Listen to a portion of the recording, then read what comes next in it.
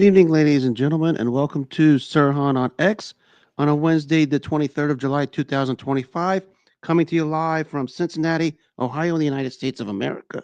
Excuse me, in the United States of America. Hope everyone had themselves a wonderful day today. Heat wave coming through in the tri state out here in Cincinnati, and whoever is going through this particular heat, make sure you stay hydrated and stay cool because it's probably going to be a wild heat wave throughout the weekend and the early parts of next week. But it's probably the last heat wave in the summer, which means fall is coming. And you know what that is over here in the NFL community because it started today. Opening of official training camps. So, yes, welcome back, National Football League. Glad to have you back. Glad to have you here. We're glad to have you to be a part of this. Hope you guys have yourselves a wonderful day today. Going to get right down to it. Of course, we know NFL training camps have started, and it is most joyful time of year for the NFL community. Long 6.5 months, excuse me, from when the Super Bowl ended to today.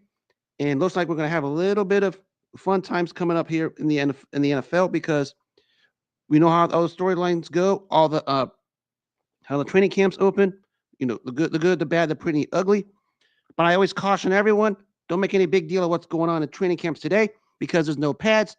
And basically, it's just the first day of training camp, which is basically a whole lot of nothing. So it's nothing to go crazy over. So it's nothing I would, post highlights of, make a big deal out of. A lot of you guys, especially in Cincinnati and Buffalo, are making too big deal over this as it is already. In fact, someone was stupid enough to say if Joe Burrow wins a ring, he's going to put himself in the greatest of all time conversation. Not worthy of it because we just started training camp. So everyone needs to hit the pause button when it comes to the training camp stuff. It's fun times because the NFL is back, but it's much ado about nothing. I mean, I see many people wearing pads. I'll see when pads come around, and I'll see when, some of these, what they call that, the cross scrimmages where two teams meet during training camps to make my final observations of it. And I'm going to have my official predictions once training camp is closed. So, well, welcome back, NFL. Welcome back, NFL community. And the best part is I get to read all the timeline of fans of all 32 teams going all over the place. Greatest things to slice bread.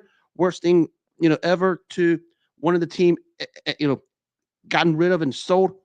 It's going to get wild these next 6.5 months. And I'm just going to sit back and read it. Oh, I'm going to have some fun. Now, speaking of the NFL, the wild news that took place today is I guess ESPN is looking to acquire the NFL Network as well as that awesome show called Red Zone. Those you know, it's the screen with they have all the plays in the Red Zone on one television network. I don't know whose idea this is, but it's not a good one if you're in the NFL Network in the Red Zone, because we know what what ESPN is completely made of, and that is why I'm not a fan of this. I know a lot of people aren't. I echo their sentiments because we know ESPN, what they've become over the last several decades, at least since the turn of the century. We've seen what they've become. We've seen how they've gradually just fallen off, among many other things, not just limiting it to what they should be limiting it to. We know what areas they cross. I'm not a fan of this particular move. If I'm the NFL Network, I would do anything and everything possible to stay the way they are, because as long as they're the NFL Network as it is, as we know it, everyone's going to be happy and everyone's going to be tuning into that network because they've always had the number one NFL coverage all over the place. Especially include a stand-up guy like Ian Rappaport, who's as good as anyone when it talks about insider stuff we see on the networks. But this is not a good move to do this on the NFL Network and the NFL Red Zone, because I thought they were great independently. I mean, I've always said monopolizing, this sort of thing is not a good thing, and here's another case of it, because the NFL Network, probably the premier out of all of them when it comes to all of this, especially over a network like ESPN, which we know they're just absolutely a laughingstock when it comes to how they cover sports, among many other things. But that's what we have here, and if ESPN, I guess, is going to go through with it, who knows what's going to happen next? I mean, I said all along, the NFL Network, if you have it, it's the greatest thing you ever have. 24/7, 365, all NFL, past, present, and future, news, updates, classics, and from people who know how to do their job and cover solely football and not get into the other stuff like ESPN likes to do. So I guess ESPN wants to take this product, put it upon their monopoly and just ruin it. And somebody needs to let the NFL Network and them know this is not the right move to make. I mean, unless they're losing dollars, which I don't know if they really are or not. I don't know. I don't dig into the financial aspect of it. But it's something I'm not sure they should be going ahead and doing because it's just not going to be a good look. We've seen how just ESPN just deteriorated the quality of sports with how they do things over the last, really since the turn of the century. And if they're probably going to do the same thing to the NFL Network and Red Zone, which is just probably the top of the food chain, in my opinion, when it comes to NFL coverage and how they cover games, especially when plays go in the Red Zone on that Red Zone network. It's one of the most awesome things probably out there. And knowing ESPN, they're going to find a way to ruin it. So I'm not going to say it's going to be the same because we know how ESPN likes to become toxic, and that's what they've been since the turn of the decade. Someone needs to tell the NFL Network to back out of this because it's not worth it. Some things, some people, when you put hands on it, they destroy it. ESPN is known for doing this.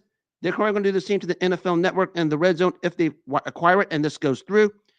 And it's a bad overall look because the NFL Network is the best thing ever, especially when you have Rich Eisen on that show with him, Kurt Warner, among many others. They do a hell of a job with their pregame show and their coverage when they go to do NFL Network games over in Europe. But, let's hope that ESPN doesn't mess this up because they've messed up a lot of things since the 2000s. Crazy. And, of course, with training camps open, we have, of course, people who don't want to report. They're on the non-reporting reserve list, whatever the heck the NFL likes to call it these days. And, of course, there are two of them, big ones. Of course, the big one here is Trey Hendrickson in Cincinnati. Of course, the Bengals fans and the Super Play fans have every bit the reason for this. But we know what happened the other day. Apparently, he goes back home to Florida, posts on his IG that he's in Florida, which I don't know what he's trying to do and what he's trying to accomplish out of this, simply because posting an image of where you're at isn't helping your cause. I mean, we already know the whole thing's a mess.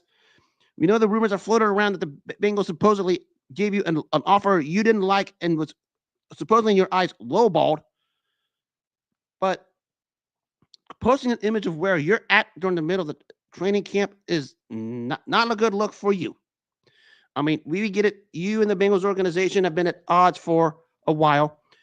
Also, shared during this saga, his agent, Harold Lewis, hasn't helped the cause at all, not even trying to help his client out with any kind of resolutions unless the Bengals brass told him something he didn't like.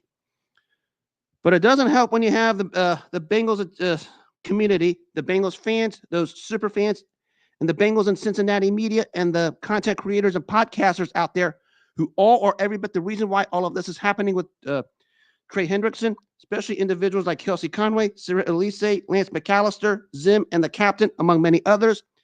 A lot of you guys need to look at yourselves in the mirror. If you wanted Trey Hendrickson in camp, you should have pushed for this narrative as hard as possible, but you refused to. That's where I lost you guys a long time ago, because now you have this mess.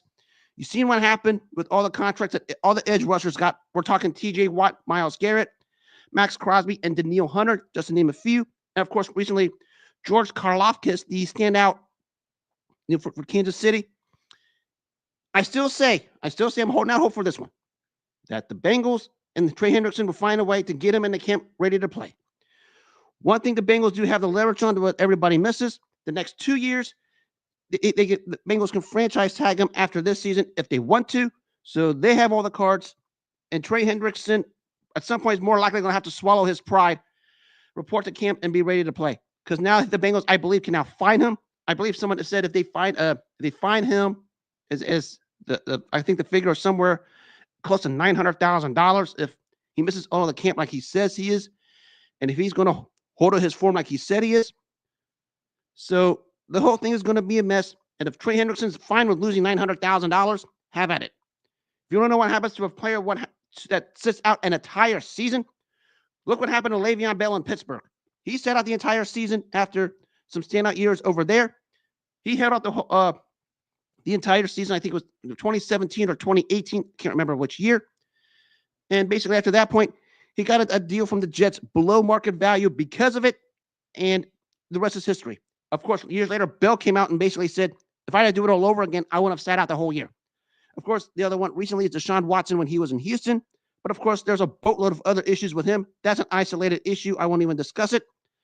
But if Trey Hendrickson wants to know what happens with a player who just willfully sits out on his own because he didn't get what he likes, tell him to research Le'Veon Bell in Pittsburgh, because that's where he's headed toward if he goes down that route. I still say he'll find a way back into camp. He and the Bengals will find some form of agreement that where both sides will find a way to be happy, knock on wood, much of their chagrins, but something will be done. I can't see Hendrickson being that crazy to sit out the entire year. I mean, if he really does and wants to see his value plummet, have at it. He's going to find out the hard way what happens. And of course, the other one in Washington is Terry McLaurin over there. Terry McLaurin, the Washington, holding out. He came out publicly and said he was disappointed and not happy with the contract. This is a case where if I'm Washington, I'm giving this guy a blank check and saying sign it, because look at your wide receiver room after Terry McLaurin if he's gone. I mean, you have Noah Brown, who's coming off an injury. Apparently, he's ready to go into training camp over there. But if I'm Washington, I'm giving this guy a blank check saying, get out there. Because who is your wide receiver core, your wide receiver room after McLaurin? Who are you going to go to? I mean, you have Noah Brown. You have another tight end. I can't remember off the top of my head. And of course, you have a few other guys that no one even heard of. And you have the standout quarterback, Jaden Daniels. But if you're Washington, you might as well just cough up a blank check and whatever it takes to get him on the field, you tell him to sign it and tell him to get on the field, because you have no wide receiver room outside of Terry McLaurin, because I don't know who on that roster is going to step up if McLaurin sits the entire season and does what Trey Hendrickson said he's going to do. I don't think for him it'll go that far, but you better find a way to keep this guy around and keep him happy, because this guy is basically your wide receiver room right now. I don't even know who your wide receiver number 2 is, because I look at the wide receiver room in Washington. What is there? Anything?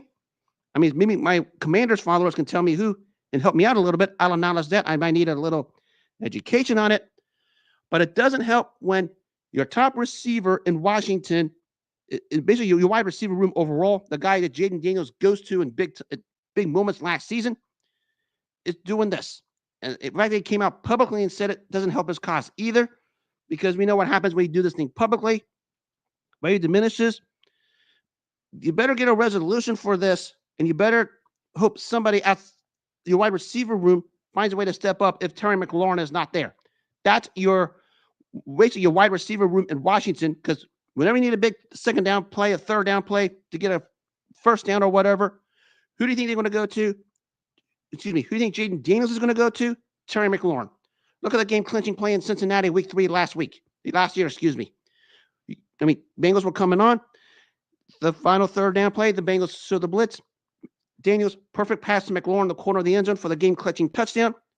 That's why they need to keep Terry McLaurin in Washington some way, somehow, because if they don't, their wide receiver room is going to be, up for questions, and someone's going to have to step up, and I don't know who is, because that's the security blanket for Jaden Daniels this season. And if Washington's going to try and get close to the level they did last season, which is the surprise run to the NFC title game in Philly, they're going to need Terry McLaurin as the number 1 target for Jaden Daniels. I mean, they got Deebo Samuel, but we know Deebo Samuel is not reliable when it comes to being healthy. Look at his injury-plagued years over there in San Francisco. That should tell you everything right there. So they need Terry McLaurin more than anything else. I think Terry McLaurin knows it. And if I'm Washington, cough up the blank check, give it to him, tell him sign for whatever figure it takes for you to get onto the field, and accept it. That's what it comes down to. And from the NFL to another case of Cleveland being Cleveland, they find a way to beat Cleveland in the most Cleveland way possible that you could probably say makes them Cleveland. Earlier today, they put it on their X platform website that they supposedly have a new uniform release. Who was their promoter? The one that's promoting this thing? Dude Wipes. And apparently there's a Dude Wipe mascot over at the official release of the uniforms over there in Cleveland. You males know what Dude Wipes is. I mean, I'm not going to specify. I think the product says for itself what Dude Wipes is. That's what it is. And that's when you think Cleveland can find a way to make themselves look silly anymore. They find a way to look more silly. The way they promoted it on their X platform, the way they continue to promote it and use dude wipes. And apparently there's a mascot over at the official helmet release over there. When that thing was released, tells you why the entire NFL, especially the other three teams in the AFC North, laugh at them at how they do business from the top down. I mean, basically, it revealed its true colors 4 years ago with the Deshaun Watson trade. But here we are doing it again. They find a way to embarrass themselves, have everyone laughing at them as to who promotes their stuff, who is their mascot now with this thing called Dude Wipes. I don't even know what the mascot is. I didn't even bother seeing the video. I just saw the helmets and uniforms. Not great, but not bad either. Somewhere in the middle. But it's another case, once again, as to why the Cleveland Browns are basically a laughing stock, not just for the three teams in the AFC North, but basically all the other 31 other teams in the NFL who see how they do business, how they run business when it comes to football, the operations aspect, every aspect. That's why they're the laughing stock. It's pretty simple, and they want to take shots at Bengals, Steelers, and Ravens fans for whatever reason. They have no room because those three teams can do whatever they want to do to Cleveland fans. So have at it, because that's why those three franchises in the AFC North are always going to be over the Cleveland Browns. Besides, I read a wild stat many times before. You know, the last time the Cleveland Browns won the AFC North, which is back then the old AFC Central, was 1989. So since the advent of the new division restructure took place several years back, they haven't won a division title. Shoot, when the Tennessee Titans and the Jacksonville Jaguars were in the same division as them, they won the AFC, that particular division title more recently before the Cleveland Browns. That's why the Cleveland Browns are the Cleveland Browns. They showed it again with this promotion and this uniform release. That's why they're a laughing stock. I just got to sit back and laugh like everybody else. Sometimes you need if you ever need a good laugh in your life, just Google Cleveland Browns, okay? That's all you got to do. If you need a good laugh in life, Google Cleveland Browns. Of course, this year is the Hard Knocks. I always love Hard Knocks. Goes inside the NFL training camps, preparations and stuff. Of course, last year, I thought they knocked it out of the park doing the entire AFC North because remember 2 seasons before, all 4 teams finished 9-8 or better. Last season, they went to the 4 division route. Of course, with Baltimore starting to pull, and Pittsburgh fighting for the division title. How Cincinnati was fighting for one of the last playoff spots. This year, I think they got a real good one with the Buffalo Bills. You know the story with them. Can they get over the hump, actually beating Kansas City in the playoffs? Which is going to be it's going to be a wild question, not just with Buffalo, but across the entire National Football League. But I think it gets a chance to see the type of quarterback Josh Allen is, because for the longest time, it was all over the place with him, from the best thing in the NFL to the number 1 turnover machine. Of course, last year and a half, he's toned it down, especially with the addition of Joe Brady as the offensive coordinator, who's done a phenomenal job keeping Josh Allen's turnovers down for the most part. That's why he's ascended to the best quarterback in the league, not named Patrick Mahomes. Sorry, Baltimore and Cincinnati. But I like Hard Knocks because it goes in depth as to everything that goes on in the training camp field, from tryouts to the teams that established to goals. Of course, the hard part is how the players are going to react to cut down days, which we know that's one of the tougher days in the entire NFL. But I think Buffalo's a real intriguing story because they're a case of they're at the hump, but they haven't been able to go over. Of course, there's that team in Kansas City led by that great quarterback named Patrick Mahomes that has something to do with it for the last 5 years. But it's an interesting story because I think they have a team that you would think at some point they should be able to get over the hump, and I think they will. I don't know about this season. They're still going to be the favorites to win the AFC East. That's a no-brainer. They're going to win it by probably like 5 or 6 games.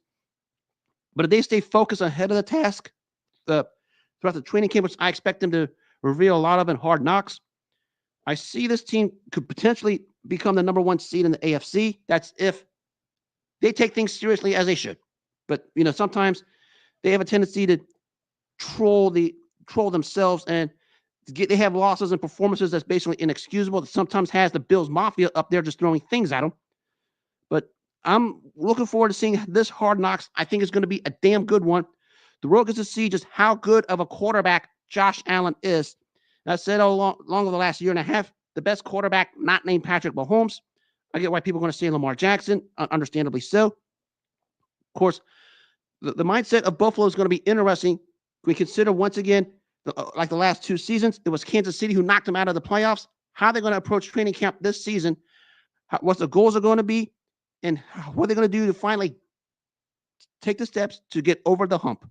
That's going to be what I'm going to look forward to. And whether, of course, you're not going to get all those answers in training camp. It's going to be played on the field. Also, I understand it. I get it. But it's going to be an interesting story what they're going to do. Did they try to troll Chiefs fans? They have no leg to stand on because the Chiefs have eliminated them for the last 5 postseasons. For the last 5, for the last 6, I can't remember. I know Cincinnati knocked them out 1 year. But it's now time to see whether they can finally get over the hump. I think they eventually will this season. Who knows? I'll be watching Hard Knocks to see what the mindset is, because that's going to be the talk of the town throughout the Bills training camp and throughout the season.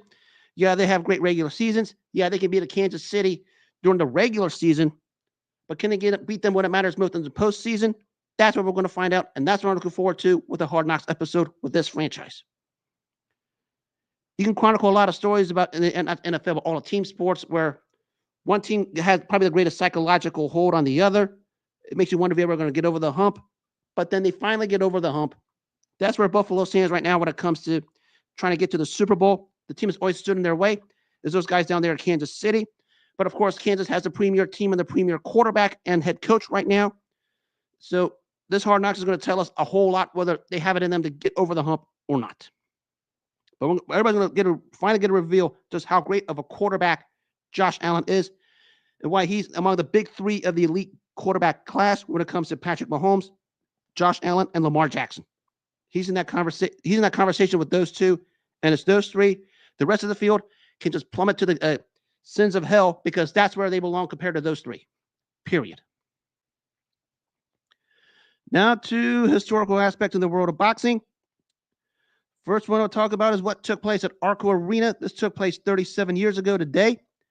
It was a wild affair between Tony the Tiger Lopez and Rocky Lockridge. Story of this one is you have basically 2 champions who no one's going to call them the second coming of anything. But when we talk about this particular fight, it was a 1988 Fight of the Year. Tony Lopez, a real rugged brawler with underrated skill coming out of Sacramento, California. His first world title shot, Masters record to 29-1 at that point. Facing the tough, durable veteran Rocky Lockridge, who's been in the ring with all the best you could probably name. Eusebio Pedroza, Cornelius Boza Edwards, Roger Mayweather, Wilfredo Gomez, Julio Cesar Chavez. And now he gets this assignment going to Sacramento to fight Tony Lopez. Twice before at the featherweight division, Lockridge lost the featherweight opportunity to win the featherweight title, once to Edwards and once to Pedroza. Finally hit pay dirt when he shocked Roger Mayweather in 1 round with the left-right combination that kept Mayweather down for the count. Victimized by boxing politics when he was robbed against Wilfredo Gomez. Anyone who saw the fight knows what the story with this one was. Had a tough loss to Julio Cesar Chavez in a fight where he had his moments, but the skill of Chavez was just too much. He hit pay dirt again when he went to England about 1.5 years before, when he shocked Barry Michael to win the junior lightweight title for the second time after he stopped Michael in his home country of London, England in 8 rounds. Faces the upstart Tony Lopez in his own backyard, who had a strong following in the Nevada, Sacramento area around that part where Reno, Lake Tahoe are. And he had a feeling that both guys were going to lay it all on the line, and they did on this night. And it was Tony Lopez getting off to the strong start, building the early lead. Lockridge coming on in the middle rounds, actually swallowing Tony Lopez's eyes shut, having him floored in the 8th round after a hard right cross. Looked like Lopez wasn't going to get up, but he got up, and then Lockridge started to pressure him and looked like he was going to leave Sacramento with his championship. But the heart and determination of Tony Lopez buckled down in the last few rounds and squeaked a close but unanimous decision win to win the super featherweight title from Rocky Lockridge, what turned out to be the 1988 Fight of the Year. was a standout fight between two fighters. Neither guy is going to find a way in the Hall of Fame, or no one's going to put them in the same category as Alexis Arguello or any of those great super featherweights. But we talk about bang for your buck fighters that you want to turn the TV on and watch, especially when free TV was the main platform for professional boxing back then. Two guys you wanted to watch were Rocky Lockridge and Tony Lopez, because when you saw them, you knew they brought the action, you knew they brought it, and you know when they were on television, they were all about the action. They brought the action and wanted you to continue to watch them fight when they were back on TV. Because we talk some of the premier fighters that, not all-time greats, but were big on free TV back in the 80s and really the earlier part of the 90s. Two of them were Rocky Lockridge and Tony Lopez. And on free TV on CBS Sports Saturday with Tim Ryan and Gail Clancy at ringside, they put on a doozy of a fight 37 years ago today in Sacramento, which was a 1988 Fight of the Year. Tony Lopez got the decision win. And this, of course, prompted a rematch about 7.5 months later, only to have Tony Lopez win that one again, albeit this time a little more one-sided. Floor Lockridge twice in the early rounds, and just cruise away to a unanimous decision. Tony Lopez might be a poor man's Bobby Chacon, or maybe like a West Coast version of what Vinny Pazienza was, maybe a lesser version of what Ray Mancini was.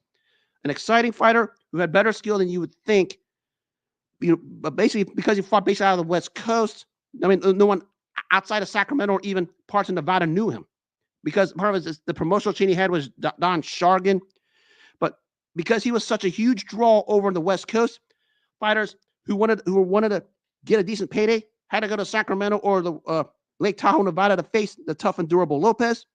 And that's what Rocky Lockridge did twice over there to fight him. Granted, he got some suspect decisions of his own, but that's, of course, a political aspect. I won't touch on it. But Tony Lopez was a sound fighter. A lot of sound wins in his career. The 2 over Lockridge, 3 over a very strong fighter from Puerto Rico named John Molina. A fight where a trilogy where both fighters were made for one another, basically evenly matched. Had a good, strong win over Joey Gamache when he flew cross-country to win the lightweight title on free TV. Got a rough and tough win over Greg Haugen in 94, which got him a title shot against Julio Cesar Chavez about 5.5 months later, only to have him lose on the cuts at the end of the 10th round as that fight was stopped. But Tony Lopez was a very exciting fighter. Must-watch TV for the free people who were into it back then when free TV was the main platform for boxing. He was one you wanted to watch. It basically brought a lot of excitement, a lot of blood, a lot of guts, a lot of tiger striped trunks, obviously, because of his nickname, the Tiger. But was an exciting fighter. No one's going to put him in the all-time great category. And some people want to put him in the Hall of Fame. I don't know if I would go that far, but we know how the process of the Boxing Hall of Fame works. That's another topic for another day. But Tony Lopez reached the pedestal, probably the biggest win of his career, when he beat Rocky Lockridge to win the first of his 3 world titles 37 years ago today. A standout, tough fighter in Rocky Lockridge, who, like Lopez, was must-watch TV when free TV was the platform of boxing back then. Terrific fight. And I conclude with probably the night that everyone, actually, this is also on free TV on a Saturday afternoon up in Glen Hills, New York. The world was introduced to the phenomenon known as Mike Tyson. And it was 39 years ago this week up in Glen Hills, New York, where Mike Tyson made his free TV network debut across the charts to fight Marvis Frazier, the son of Joe Frazier. And it was Joe Frazier who wanted this fight.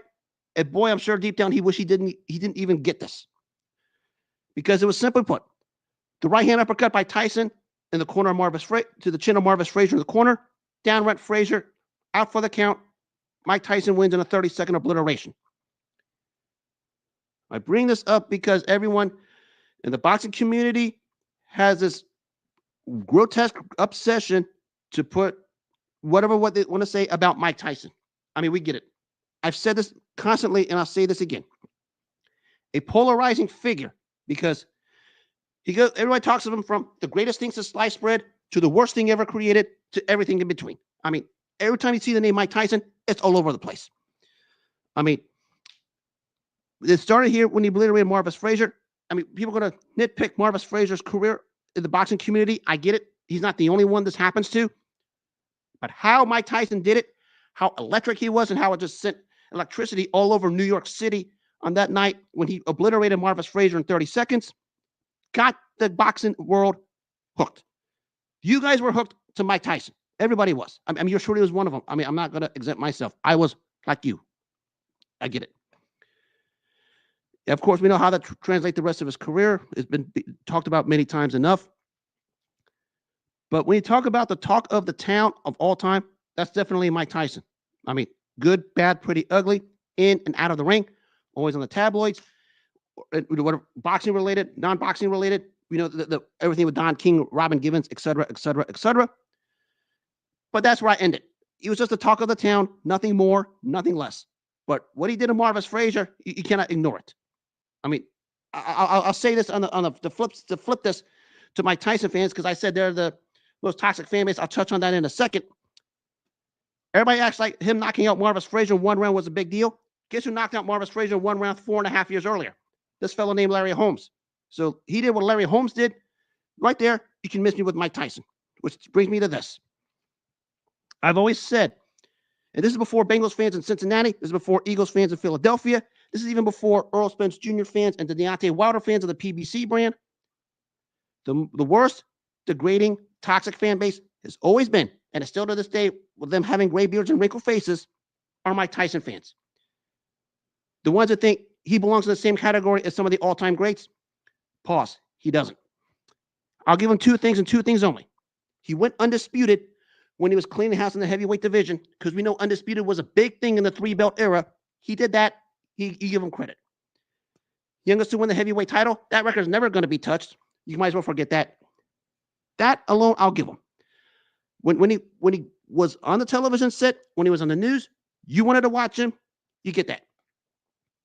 I've always said, the excuses they use to defend this guy when he was on his downturn, from the Buster Douglas fight, to the two Evander Holyfield fights, to the Lennox Lewis fight, and even the losses to Kevin McBride and Danny Williams, their fan base was exposed when all that happened. And it started on this night because people thought they saw the second coming of Sonny Liston. But the problem was, he wasn't even that great. Even Mike Tyson will tell you straight up, I was a scary individual, but Sonny Liston beat Trump me when it comes to being scary individuals. Because everybody wanted Mike Tyson for the longest time, and Mike Tyson did a share of up, down, ducking, and whatever. And this is where I lost Mike Tyson fans a long, long, long time ago. Because when you see what you see in person, live, in living color for the first time, you think you saw, you know, something special. We get it. Because that's how the sports, especially combat sports, get you glued to the television set. When you look at it in due time, when you think of what he did today, what he did then, that's how you knew Mike Tyson, as his career was progressing and he was basically piling on win after win after win. You just wonder when he was going to finally step up at the most opportune time. Problem was, there was no middle ground with Mike Tyson. Either he wiped you out or he got wiped out. And that's what happened to him. And that's why I said his history is very complex because of it. He never had that fight in the middle where, you know, you could probably say he was he was losing and needed to come from behind to win, or needed to buckle down to win a round or two in a fight that's competitive. It's either wipe you out or get wiped out. And that's what happened. And everything came to fruition February 11, 1990, when James Buster Douglas was beat the brakes off of him in Tokyo, Japan. And again, that night, the worst fan base in sports history at that time, called Mike Tyson fans, their true colors were revealed because of all the excuses they used for him, with Don King, Robin Givens, not training, et cetera, et cetera. That's why they were the worst fan base in sports for the longest time, until Cincinnati Bengals fans came around. But I'll say this for Mike Tyson, one thing only. When he came up, that's when the fans got hooked. And that's what he did. He wanted you to get hooked to him, and you guys did. The problem is, I say, when it comes to the fight culture, a lot of gullibility in our fan base, a lot of sensitivity in our fan base, especially when it comes to this, especially when it comes to Mike Tyson. It becomes real gullible, real sensitive, real touchy. When you say the keywords, they get offended. That's the problem. I mean, I've never once said Mike Tyson was overrated, maybe overhyped because of all the gassing up Don King did when he got him after the whole debacle in '88. We know what happened with that one. But I don't put them on pedestals on some of the other guys because a lot of those other guys went through hardcore trials and tribulations just as much as Mike Tyson did. Because a lot of stuff Mike Tyson went through, he brought it by himself. The other ones, it was stuff with a society or culture, or politics or whatever. They had to fight it just to get to the top, and they all did. I mean, Mike Tyson, maybe top 20 all-time great heavyweight. That's as high as I can go. No higher than top 20. Put him in the top 15 or top 10, you better have an explanation for it. But certainly the most polarizing figure in boxing history, certainly the most talked about in boxing history. That's all he was, talk of the town, nothing more, nothing less, in and out of the ring. And it was 39 years ago up at Glen Hills, New York. The world was introduced to this phenomenon when he just blasted out Marvis Frazier in 30 seconds. And granted, it was impressive because nobody knew deep down what he was, unless you were part of the Custody Amato, Kevin Rooney team. But it was on free TV, ABC, and the whole world saw it. And because of that, and how he knocked him out, that's how you guys got glued. And because you guys get so short-sighted sensitive and getting glued on how Mike Tyson was knocking out opponents, 90% of the Mike Tyson fan base failed to see the big picture when it came to him. And that was, at the end of the day, he was spoon-fed fighters that he could do that to. But because of how he did it, nobody wanted to talk about it. It was because of the how. Not because of the actual opposition, but because how he disposed of them. And that's how Mike Tyson fans got hooked. They still want to be hooked to this day, even though they have gray beards and wrinkled faces. I stopped that a long time ago because when I first saw punch for punch what James Buster Douglas did to him, the real Mike Tyson came out. And that was basically all she wrote. Even Mike said that fight did it for him. But he was a polarizing figure, always talked about, always good on the highlight reels. Nothing more, nothing less. That is it. And that'll wrap up this edition of Sirhan on X. I will be back Monday. So I'm off for the entire weekend. Got a couple of NFL shows I'll be doing. If you missed any part of this show or any ones I've had in the past, always tune into my audio apps, Apple Podcasts, iHeartRadio, and Spotify.